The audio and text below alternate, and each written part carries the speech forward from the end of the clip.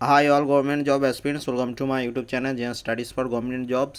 আজকে আবার নতুন একটা হিস্ট্রি ক্লাস নিয়ে এসেছি। আজকে আমরা যে টপিকগুলো পড়বো সেটা হচ্ছে খলজি বংশ বা খিলজি বংশ, যা বলবে তোমরা। নেক্সট হচ্ছে তুগলক বংশ, এর সম্বন্ধে সমস্ত ডিটেলস। এবং তারপর আমরা পড়বো তুগলক বংশের পর অনেকটাই সিলেবাস আছে সৈয়দ বংশ এবং লোদি বংশ। তো সৈয়দ বংশ পর্যন্ত আজকে পড়ব। এবং তার আগে সিলেবাসটা দেখে নাও আমরা কতদূর পর্যন্ত পড়েছি এবং কতদূর পর্যন্ত পড়া বাকি আছে। দেখো, ভারতের ইতিহাস এবং জাতীয় আন্দোলন, ঠিক আছে, এই পুরোটা তোমাদের হিস্ট্রি পুরোটা পড়তে গেলে ন্যাশনাল মুভমেন্ট এবং ইন্ডিয়ান হিস্ট্রি একসাথে, ঠিক আছে। তো সিন্ধু সভ্যতা, বৈদিক যুগ, ধর্মীয় প্রতিবাদী আন্দোলন, মৌর্য যুগ, গুপ্ত যুগ, প্রাচীন বাংলার ইতিহাস, দক্ষিণ ভারতের ইতিহাস, আঞ্চলিক ইতিহাস, সুলতানি যুগ পর্যন্ত পড়া হয়ে গেছে। আজকে সুলতানি যুগ আজকের ক্লাস, এবং এরপরে আরেকটি ক্লাস হবে, তাহলে টোটাল সুলতানি যুগ পর্যন্ত কমপ্লিট হয়ে যাবে। বাকি কি থাকবে? মোগল যুগ, আঞ্চলিক শক্তি, শিক্ষা ও সংস্কৃতির বিকাশ, ধর্মীয় সংস্কার আন্দোলন। এইটা তোমাদের তারপরে তোমার ন্যাশনাল মুভমেন্টের মধ্যে পড়ে যাচ্ছে, ঠিক আছে। তো হিস্ট্রি ক্লাস প্রায় শেষের দিকে। এরপরে মেন যেটা হিস্ট্রির যেটা বাকি আছে মোগল যুগ, ঠিক আছে। এরপরে আরেকটি সুলতানি যুগের ক্লাস বাকি আছে, সেটা হয়ে যাওয়ার পর মোগল যুগটা আরও 2-3টে ক্লাসের মধ্যে কমপ্লিট করে দেবো। কারণ হিস্ট্রির সিলেবাসটা তোমাদের অনেকটাই বড়। লাইফে যত এক্সাম দেবে, যে কোনো এক্সাম, স্টেট পিএসসি মানে হচ্ছে ডাব্লিউবিসিএস বা তোমাদের ক্লার্কশিপ, যতগুলো এক্সাম দেবে, এনটিপিসি, সব এক্সামে ডিসক্রিপটিভভাবে পড়া থাকলে তোমাকে আর এক্সট্রা কোনো বই পড়তে হবে না। এবং এগুলো সবই খুব ওল্ড সিলেবাসের 3-4টে বই মিলিয়ে আমি বানিয়েছি, ঠিক আছে। ফার্স্ট দেখো, খিলজি বংশ বা খলজি বংশ। এটা তোমার টাইমটা হচ্ছে 1290 থেকে 1320 সাল পর্যন্ত। এবং বলে রাখি, বিভিন্ন বইয়ে বিভিন্ন সাল আছে, তো সালটা দেখে একটু অ্যাডজাস্ট করে নেবে, বিভিন্ন বইয়ে বিভিন্ন রকম থাকে, ঠিক আছে। তো দেখো, খলজি বংশের প্রতিষ্ঠাতা ছিলেন জালাউদ্দিন খলজি। 1296 সাল করাতে আলাউদ্দিন খলজি জালাউদ্দিনকে হত্যা করেছিলেন। তাহলে এই প্রশ্ন আসবে যে খলজি বংশের প্রতিষ্ঠাতা কে? অ্যান্সার কি হচ্ছে জালাউদ্দিন খলজি। খুব ইম্পর্টেন্ট প্রশ্ন কিন্তু। এবার আলাউদ্দিন খলজির আসল নাম হচ্ছে আলী গুরসপ। যদি তোমাদের এরকম বলে দেবে যে আলী গুরসপ কার নাম, অনেকগুলো 4টে অপশন দিয়ে দেবে, তো অ্যান্সার কি হচ্ছে আলাউদ্দিন খলজির আসল নাম হচ্ছে আলী গুরসুপ। এরপর দেখো, 1299 সালে আলাউদ্দিন খলজি ও জাফর খান মঙ্গল নেতা কুরুক খাজার ভারত দখলের চেষ্টাকে ব্যর্থ করেছিলেন। তিনি মানে হচ্ছে আলাউদ্দিন খলজি গুজরাট আক্রমণ করেন এবং জয়ী হন। এবং গুজরাটের তৎকালীন শাসক ছিলেন রায়করণ। তিনি রায়করণের রানী তার নাম হচ্ছে কমলা দেবীকে বিবাহ করেছিলেন। তিনি মালিক কাফরুকে গ্রেপ্তার করেন এবং নিজের দরবারে নিয়ে আসেন। তিনি প্রথম ভারতবর্ষে রেশন ব্যবস্থা চালু করেছিলেন। এই প্রশ্নটা আলাউদ্দিন খলজি থেকে বহুবার রিপিট হয়েছে যে রেশন ব্যবস্থা প্রথম কে চালু করেছিলেন। তো এটার অ্যান্সার কি হচ্ছে আলাউদ্দিন খলজি। এটা তোমাদের ডাব্লিউবিসিএস এক্সামেও দেখবে, এবং পিএসসি যেটা ক্লার্কশিপ এবং আইসিডিএস, এই দুটি এক্সামের জন্য কিন্তু খুব ইম্পর্টেন্ট। এবং দেখো, তিনি আরেকটি করেছিলেন, সেটা হচ্ছে বাজার মূল্য নিয়ন্ত্রণ, খুব ইম্পর্টেন্ট। এটাও কিন্তু করেছিলেন আলাউদ্দিন খলজি। এই প্রশ্নটাও বারবার রিপিট হয়েছে। এরপর দেখো, তিনি প্রথম সেনাবাহিনীদের মধ্যে দাগ ও হুলিয়া পদ্ধতি চালু করেন। এই দাগ ও হুলিয়া পদ্ধতি কে চালু করেন? ডাইরেক্ট এই প্রশ্নটাই আসবে। তো অ্যান্সার কী হচ্ছে আলাউদ্দিন খলজি। আলাউদ্দিন সিকান্দার ই সাইনি বা দ্বিতীয় আলেকজান্ডার, যার নাম, উপাধি গ্রহণ করেছিলেন। আলাউদ্দিন সিকান্দার ই সাইনি বা দ্বিতীয় আলেকজান্ডার উপাধি গ্রহণ করেছিলেন, এবং তার সভাকবি ছিলেন আমির খসরু। এই প্রশ্নটাও ডাব্লিউবিসিএস এক্সামে এসছে যে আমির খসরু কার সভাকবি। অ্যান্সার কী হচ্ছে আলাউদ্দিন খলজির। আলাউদ্দিনের মৃত্যুর পর মুবারক খলজি সিংহাসনে আরোহণ করেন। নাসির উদ্দিন খসরু শাহ তাকে হত্যা করে রাজা হন। এবং আরেকটা জিনিস যেটা আলাউদ্দিন খলজি সম্বন্ধে তোমাদের মনে রাখবে, তিনি ইকতা প্রথা বন্ধ করেছিলেন। ইকতা প্রথা শুরু করেছিলেন ইলতুৎমিশ, এবং বন্ধ করেছিলেন কে? আলাউদ্দিন খলজি, ঠিক আছে। এই আলাউদ্দিন খলজি, এর বাইরে থেকে আর প্রশ্ন আসবে না। এবার আমরা পড়ব তুগলক বংশ। তুগলক বংশ সময় কত? 1320 থেকে 1414 সাল পর্যন্ত।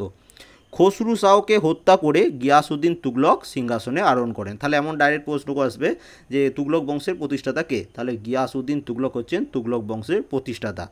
তিনি প্রথম সুলতান যিনি কৃষিকার্যের সুবিধার জন্য খাল খনন করেছিলেন। এটাও কিন্তু খুব ইম্পর্ট্যান্ট একটা প্রশ্ন।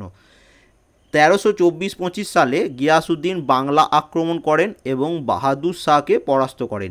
দিল্লি ফেরার পথে তিরহুতের রাজা হরপাল দেবের রাজত্ব ও নিজের সাম্রাজ্যের অন্তর্ভুক্ত করেছিলেন তিনি।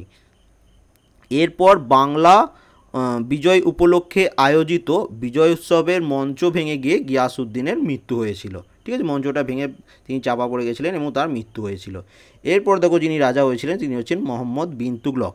এরপর তার পুত্র জুনা খান মোহাম্মদ বিন তুগলক সিংহাসনে আরোহণ করেন। তাহলে জুনা খান এটি কার নাম? এটা হচ্ছে মোহাম্মদ বিন তুগলক। ডাইরেক্ট এরকম প্রশ্ন চলে আসবে, অপশন দিয়ে দেবে জুনা খান কার ছদ্মনাম বা কার নাম, এরকম প্রশ্ন আসবে। ঠিক আছে, এবং তিনি পাগলা রাজা বা বড়লোকদের রাজা প্রভৃতি বিশেষণে ভূষিত করা হয়েছিল। এই মোহাম্মদ বিন তুগলককে পাগলা রাজাও বলা হতো বা বড়লোকদের রাজাও বলা হতো। ডাইরেক্ট এরকম প্রশ্ন আসবে যে পাগলা রাজা বলা হতো কাকে? অপশন থাকবে মোহাম্মদ বিন তুগলক। তিনি জৈনমুনি জিনোপোবা সুরির সঙ্গে আলোচনায় বসেছিলেন। দিওয়ানি আমির কোহি বা কৃষি দপ্তর চালু করেছিলেন মোহাম্মদ বিন তুগলকই। 1328-29 সালে তিনি রাজধানী দৌলতাবাদে স্থানান্তরিত করেন। এই প্রশ্নটা WBCS অনেকবার এসেছে যে কে তার রাজধানী দৌলতাবাদে স্থানান্তরিত করেছিলেন। ঠিক আছে, তাহলে খুব ইজি অ্যান্সার, কে করেছিলেন? মোহাম্মদ বিন তুগলক। তিনি দুহানি নামক তামা এবং আদানি নামক ব্রোঞ্জের মুদ্রা প্রচলন করেছিলেন। এরকম প্রশ্ন আসবে যে দুহানি ও আদানি এই মুদ্রার প্রচলন কে করেছিলেন? তাহলে এবং দুহানি হচ্ছে তামার মুদ্রা এবং আদানি হচ্ছে ব্রোঞ্জের মুদ্রা, এটাও তোমাদের মনে রাখতে হবে। মরক্কো থেকে ইবন বতুতা তার রাজত্বকালে 1334 খ্রিস্টাব্দেই ভারতে আসেন। তার লিখিত গ্রন্থের নাম হচ্ছে কিতাব উল রাহিলা। ঠিক আছে, খুব ইম্পর্টেন্ট। এবার আমরা যার সম্বন্ধে পড়বো সেটা হচ্ছে ফিরোজ শাহ তুগলক। ফিরোজ শাহ তুগলক কী করেছিলেন? মোহাম্মদ বিন তুগলকের পর রাজা হন ফিরোজ শাহ তুগলক। তিনি মোট 23 ধরনের কর রদ করেছিলেন টোটাল। তার রাজত্বকালে কেবলমাত্র 4 ধরনের কর দিতে হতো। কী কী কর? এক হচ্ছে খারাজ, 2 হচ্ছে জাকাত, 3 হচ্ছে জিজিয়া এবং 4 হচ্ছে খামাস। এবার খারাজ কি? খারাজ হচ্ছে উৎপাদনের 1.10% দিতে হবে। জাকাত কি? জাকাত হচ্ছে দরিদ্র মুসলিমদের রক্ষণাবেক্ষণের জন্য একটা কর। থার্ড হচ্ছে জিজিয়া কর। জিজিয়া করটা কি? মুসলিম ছাড়া অন্যান্য ধর্মাবলম্বীদের জন্য কর। ঠিক আছে, মুসলিম বাদে যেসব বাকি ধর্মাবলম্বী ছিল তাদেরকে জিজিয়া কর দিতে হতো। খামাস কি হচ্ছে? যুদ্ধের 1.5% ব্যয়। এরপর দেখো তিনি সেনাবাহিনীদের দাগ ও হুলিয়া প্রথা অবসান ঘটিয়েছিলেন। ঠিক আছে, এই প্রশ্নটাও আসবে যে দাগ ও হুলিয়া প্রথার অবসান কে করিয়েছেন? তো কী হবে? ফিরোজ শাহ তুগলক। জ্বালামুখী মন্দির থেকে 1300 সংস্কৃত পুঁথি তিনি সংগ্রহ করেছিলেন। পরে ওই পুঁথিগুলি পার্সিয়ান ভাষায় অনুবাদ করান। এই অনুবাদ গ্রন্থের নাম রাখেন দালাই এ ফিরোজ শাহী। এই অনুবাদ কার্যকর করেছিলেন কে? আজিজউদ্দিন খান। কৃতদাসদের জন্য তিনি দিওয়ানি বন্দেগান স্থাপন করেছিলেন। এটাই খুব ইম্পর্টেন্ট, এখান থেকে এই প্রশ্নটা বেশি আসে ফিরোজ শাহ তুগলক থেকে, যে দিওয়ানি বন্দেগান কে স্থাপন করেছিলেন। ঠিক আছে, এরপর দেখো মোহাম্মদ বিন তুগলক এর নামে তিনি জুনপুর, হিসার, ফতেবাদ, ফিরোজাবাদ শহর স্থাপন করেছিলেন। এইসব শহরগুলি তিনি স্থাপন করেছিলেন। ফিরোজাবাদ দিল্লির 5ম শহর। তিনি টোপরা ও মিরাট থেকে অশোক স্তম্ভ দিল্লিতে এনেছিলেন। হেনরি ইলিয়ট তাকে আকবর অফ সুলতান বলে বর্ণনা করেছিলেন। ঠিক আছে, এটাও কিন্তু খুব ইম্পর্টেন্ট। নেক্সট দেখো, গাজী শাহানা ফিরোজ শাহের প্রধান স্থাপত্যবিদ ছিলেন এবং তিনি ফিতোয়া ই ফিরোজ শাহী রচনা করেছিলেন। তিনি জাগির প্রথা পুনরায় চালু করেছিলেন, যেটি আলাউদ্দিন খলজি রদ করে দিয়েছিলেন। এই বংশের শেষ রাজা ছিলেন নাসিরউদ্দিন মাহমুদ। 1398 সালে তৈমুর দিল্লি আক্রমণ করেন এবং তখন নাসিরউদ্দিন গুজরাটে পালিয়ে যান, সেখানে তার মৃত্যু হয় ওই রাতে। এরপর দেখো সৈয়দ বংশ এবং লোদি বংশ। তো লোদি বংশের নোটটা আজকে নেই, লোদি বংশটা পরের ক্লাস হয়ে যাবে। আজকে শুধু সৈয়দ বংশ সম্বন্ধে ডিটেলসটা আমরা পড়ব। 1414 সালে সৈয়দরা দিল্লির সিংহাসন দখল করেছিলেন। তৈমুর এর সহায়তায় খিজির খান সৈয়দ বংশের সূচনা করেছিলেন। তৈমুরের দেশে ফিরে যাওয়ার পর তিনি নিজেকে খিজির খান নিজেকে উত্তর পশ্চিম ভারতের তৈমুরের ভাইসরয় বলে ঘোষণা করেছিলেন।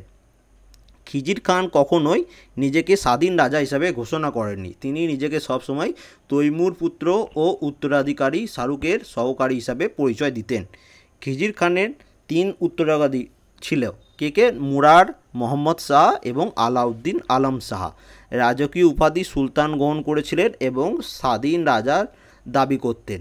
ঠিক আছে, এই হচ্ছে সমস্ত ডিটেলস আজকে এই কয়েকটা ক্লাস পর্যন্ত হলো। তাহলে আমাদের সুলতানি যুগের প্রায় লাস্ট চলে এসেছি, আর একটা ক্লাস করলেই সুলতানি যুগ আমাদের শেষ হয়ে যাবে। ঠিক আছে, এই হলো সমস্ত ডিটেলস। আশা করি ভিডিওটি ভালো লেগেছে। যদি ভালো লেগে থাকে অবশ্যই একটা লাইক করবে, কেমন লাগলো অবশ্যই কমেন্ট করে জানাবে। অ্যান্ড তোমাদের যদি মনে হয় কোনো কিছু ভুল বলেছি অবশ্যই সেটাও কমেন্ট করে দেবে, আমি অবশ্যই ঠিক করে দেবো। And thank you for watching.